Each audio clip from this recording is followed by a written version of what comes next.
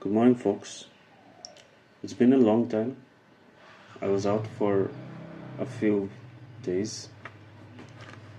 So let's get back to it.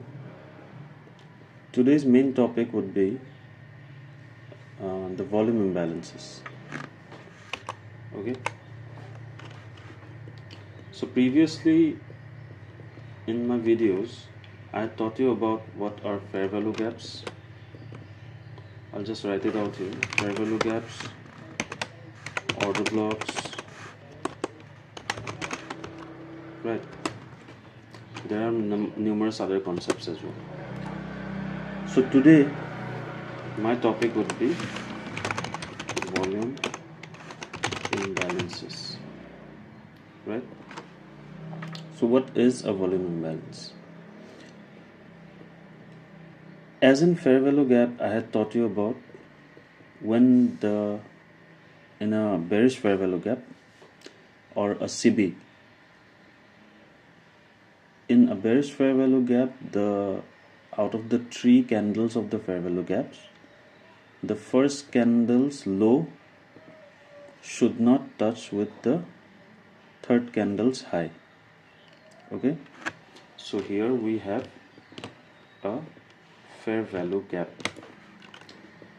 So what happens is usually price tends to come back here to this area and then again falls down. For example, as you can look at here, this is a fair value gap.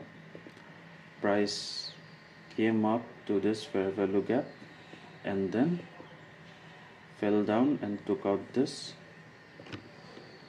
sell side. This is our sell side. Okay, so a volume imbalance is nothing but similar to a fair value gap. For example, if a fair value gap occurs, it happens between the 3 candles 1, 2 and 3. But in volume imbalance, you only need 2 candles. Say for example, this up close candle and this down close candle. As you can see, between the open and the close, open of both these candles, you have a gap, right? There is no overlapping. Here you don't have any gap. This is the close, this is the open, and you don't have any gap between them. They are overlapping. But here you can see there is a gap. So this gap, if we mark it out, this is called a volume imbalance.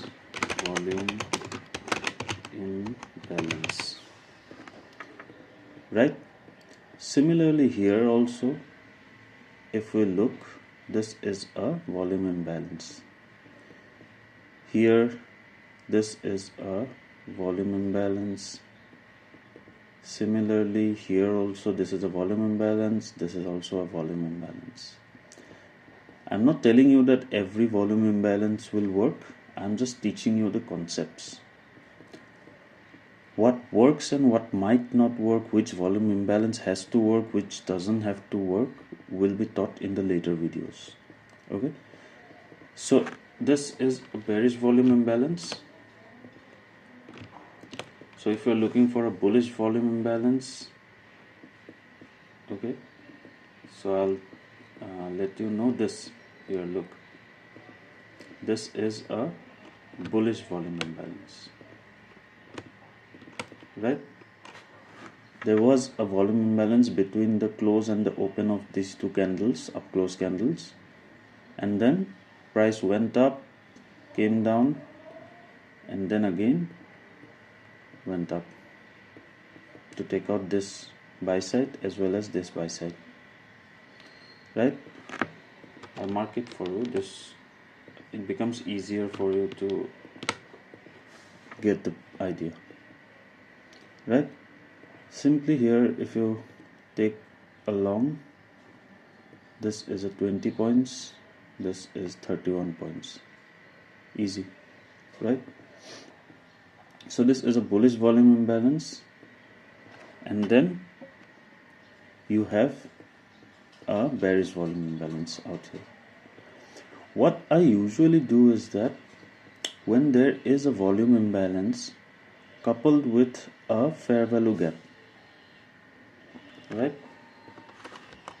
I'll show you.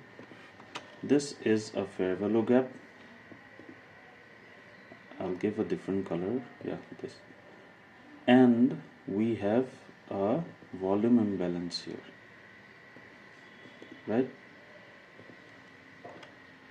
What I do is I take this fair value gap and combine with this volume imbalance, and this whole thing becomes one fair value gap. So I call this whole thing as CB, right? So if you take your entry in the consequent encroachment of this CB and your SL at the third candle's high, you can easily target this sell side. That is around 62 points. Easy, right? Or what you can do is you can mark the consequent encroachment of this long wick and then target the mean threshold level. That is easy, 47 points. From this consequent encroachment to this mean threshold level. Right? Done.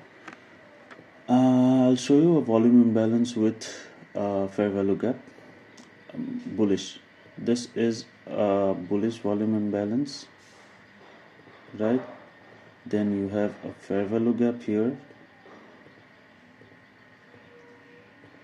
What I do is I combine these two and make one. Sorry, this is a BC, right? So if you take in the consequent encroachment and SL at this candle's low or this swing low, this is a swing low. Wait for a second. This is a swing low. You can easily target this high or this high. That's 27 points. Don't look at the risk to reward. See, here I am risking just 7 points. If I take my risk to reward as 1:2, then it will be very low. Sometimes your targets can be 1:1, sometimes 1:1.5, 1:2, 1:3, etc. You cannot decide where market will go. You have to see where it is going. It is reaching for this liquidity. Similarly here, if I tell you to mark it here, see, my SL is 15 points. Here my SL is 7 points. So here if I give 1:3, my target I'm giving as 1:4. But here it's 1:3.6. So risk reward doesn't matter. Just think as how much are you able to put SL, how much loss are you able to take, and then based on that look at where the market is going. Okay, if you can predict where the market is going, then you adjust your SL and then keep your TP at that point. As I mentioned, you can keep your TP here also, and if you like, you can do one thing a conservative trader would do, the consequent encroachment. Another one would do this first quadrant level till here, 1:2.6. Easy point. So that's it. This is a volume imbalance. I hope you liked it, and if you feel like learning more from me, I'll see you in the next videos. Thank you.